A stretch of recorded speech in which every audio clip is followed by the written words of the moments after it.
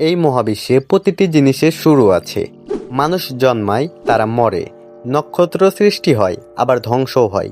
কিন্তু প্রশ্ন হলো, যদি সব কিছুরই স্রষ্টা থাকে, তাহলে আল্লাহকে কে সৃষ্টি করেছে? আমরা এমন এক জগতে বাস করি যেখানে প্রতিটি জিনিস কারণের মাধ্যমে ঘটে।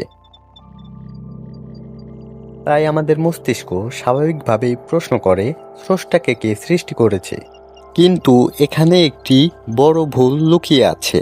আমরা সৃষ্টির নিয়মকে স্রষ্টার উপর প্রয়োগ করছি। ধরুন, আল্লাহকে আরেকজন সৃষ্টি করেছে, তাহলে তাকে কে সৃষ্টি করেছে? তারপর তাকে কে সৃষ্টি করেছে?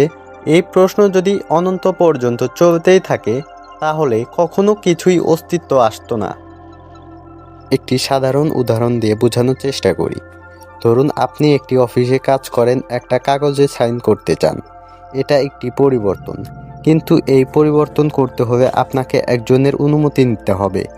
যে অনুমতি দেবে তারও আরেকজনের থেকে অনুমতি নিতে হবে, আবার তারও আরেকজনের থেকে অনুমতি নিতে হবে।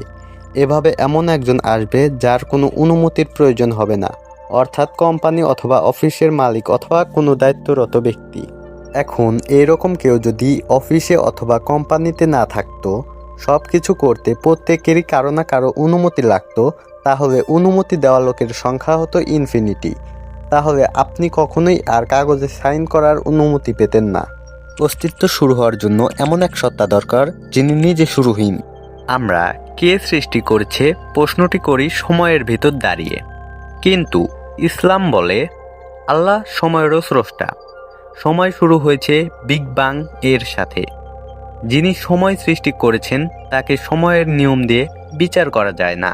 কুরআনে আল্লাহ বলেন, তিনি জন্ম দেননি এবং জন্মগ্রহণও করেননি। আমরা সীমাবদ্ধ, তাই অসীম সত্তাকে পুরোপুরি কল্পনা করতে পারি না। একটি 2D জগতের প্রাণী যেমন 3D বুঝতে পারে না, তেমনি মানুষও স্রষ্টার পূর্ণ বাস্তবতা বুঝতে অক্ষম।